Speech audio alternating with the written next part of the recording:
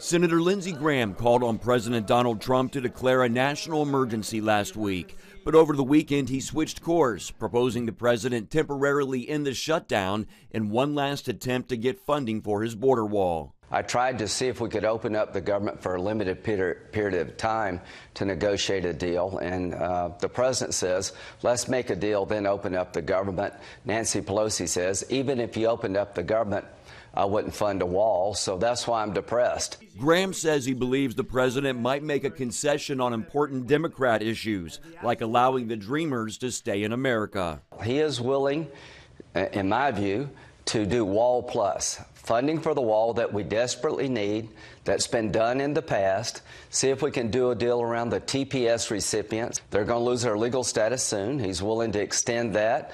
The DACA recipients, they're all tied up in court, but I think he would give them work permits. It's something the president also alluded to in a tweet. Meanwhile, Democrats are holding firm on their position of no funds for a wall. We first should reopen government. All we want to do is make sure that it's spent the right way. Drugs come in through ports of entry. Let's beef up ports of entry. The president has said if he can't get a deal, he's ready to declare a national emergency, and he says he has the authority to do it.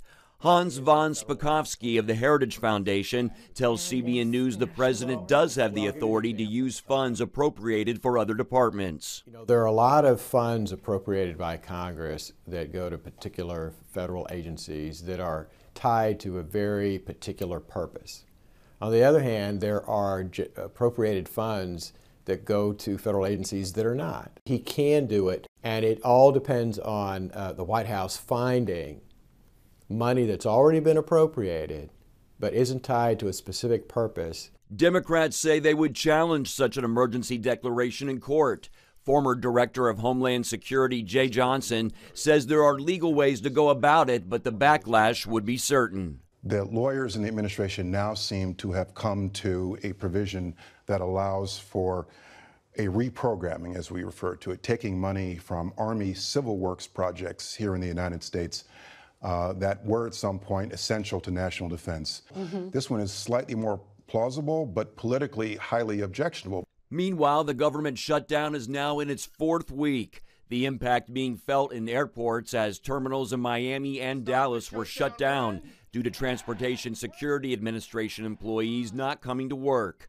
On Friday, the House voted almost unanimously to provide back pay to the nearly 800,000 furloughed workers. The president is expected to sign it.